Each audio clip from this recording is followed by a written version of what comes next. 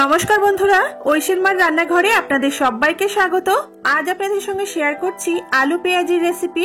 শুধু পেঁয়াজি তো আপনারা অনেক খেয়েছেন, এইভাবে একবার আলু পেঁয়াজি খেলে আশা করছি এই রেসিপিটি আপনারা ভুলতে পারবেন না। আর সবথেকে বড় কথা, এই রেসিপিটা মাত্র 10 থেকে 15 মিনিটের মধ্যেই বানিয়ে নেওয়া যায়। চলুন তাহলে রেসিপিটি দেখে নিই। প্রথমে একটা মিক্সিং বোলের মধ্যে নিয়ে নিচ্ছি দুটো বড় সাইজের পেঁয়াজ কুচি। পেঁয়াজটাকে একটু সরু সরু করে লম্বা করে কেটে নিয়েছি। এর মধ্যে দিয়ে দেব হাফ কাপ পরিমাণে বেসন, আর তার সাথে দেব 3 থেকে 4 টেবিল স্পুন চালের গুঁড়ো। চালের গুঁড়ো দিলে এটা কিন্তু খুব ভালো মুচমুচে হয়। এর সাথে দিয়ে দিচ্ছি স্বাদ মতো গোলমরিচের গুঁড়ো। আপনারা চাইলে কাঁচা লঙ্কা কুচিও দিতে পারেন, আমি এখানে গোলমরিচের গুঁড়ো দিয়েই করছি। এর সাথে 1 টিস্পুন চাট মশলা দিলাম, স্বাদ অনুযায়ী লবণ, আর অল্প একটু হলুদের গুঁড়ো। কিছুটা পরিমাণে ধনেপাতা কুচি দিয়ে দেব। তারপর এই সমস্ত কিছুকে ভালো করে হাত দিয়ে মেখে নিতে হবে। প্রথমে জল দেওয়ার দরকার নেই, প্রথমে ভালো করে পেঁয়াজটাকে মাখতে হবে, তাহলে দেখবেন পেঁয়াজ থেকে কিন্তু অনেকটা পরিমাণে জল বার হবে। প্রথমে জল দিয়ে দিলে মিশ্রণটা কিন্তু পাতলা হয়ে যেতে পারে, আর আমাদের এই মিশ্রণটা কিন্তু একটু ঘনর দিকেই দরকার। তাই এটাকে মাখতে মাখতে যখন দেখবেন পরিমাণটা এরকম কমে এসেছে আর পেঁয়াজ থেকে জল ছেড়েছে, তখন এর মধ্যে আমি অল্প অল্প করে জল অ্যাড করব। তবে আমি একটা বাটিতে করে নিয়েছি, সামান্য 1 টিস্পুন 2 টিস্পুন করে জল দেব আর এটাকে মেখে নেব। এতে করে মিশ্রণটা কিন্তু একদম ঠিকঠাক হবে। বন্ধুরা, আজকের রেসিপিটি যদি আপনাদের ভালো লাগে তাহলে অবশ্যই ভিডিওর নিচে একটা লাইক বাটন আছে, সেটা প্রেস করতে ভুলবেন না। দেখুন, এটা আমাদের মেখে নেওয়া হয়ে গেছে। এরকম করে আপনাদেরকেও কিন্তু মেখে নিতে হবে। এই মিশ্রণটা রেডি হয়ে গেলে এবার আমি আগে থেকে রেডি করে নিয়েছিলাম দুটো কাঁচা আলু খোসা ছাড়িয়ে নিয়েছি, আর এই আলু দুটোকে আমি এবার কেটে নেব। একটু লম্বা লম্বা ফালি করে আঙুলের মতো মোটা রেখে এগুলোকে কেটে নিয়েছি।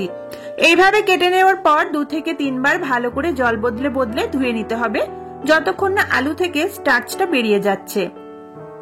তারপর এই আলুটাকে একটা কিচেন টাওয়েলের উপর নিয়ে ভালো করে মুছে জলটাকে শুকিয়ে নিতে হবে। চাইলে এখানে টিস্যু পেপার দিয়েও করতে পারেন, কিংবা আলুটাকে একটু ফ্যানের নিচে রেখে দিলেও এটা শুকিয়ে যায়। তবে এইভাবে মুছে নিলে এটা তাড়াতাড়ি হয়। দেখুন, আলুর গা থেকে কিন্তু জলটা সম্পূর্ণ শুকিয়ে গেছে, আর আলুটাকে এরকম শুকনো করেই নিতে হবে, না হলে ব্যাটারটা কিন্তু আলুর গায়ে ভালো মতো ধরবে না। তো এইভাবে আলুগুলো রেডি করে নিয়ে রাখবেন। এরপর এই আলু থেকে একটা একটা করে আলু নিয়ে এইভাবে পেঁয়াজের মিশ্রণটাকে আলুর গায়ে কোট করে দিতে হবে, আর এটা আলুটা যাতে সম্পূর্ণ ঢেকে যায় সেভাবে কোট করতে হবে।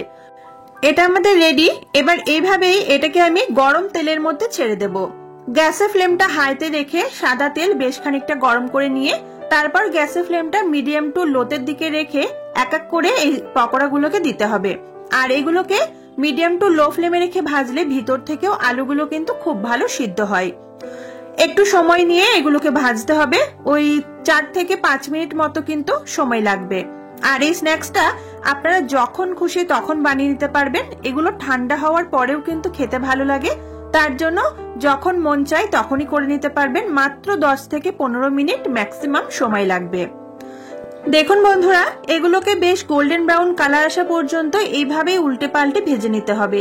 আর যখন সব দিক থেকে এরকম গোল্ডেন ব্রাউন কালার চলে আসবে, তখনই এগুলোকে ভালো করে তেল ঝরিয়ে তুলে নেব। আর এর থেকে বেশি লাল করব না, তাহলে উপরের যে পেঁয়াজের কোটিংটা রয়েছে সেগুলো কিন্তু একটু তিতকুটে লাগবে।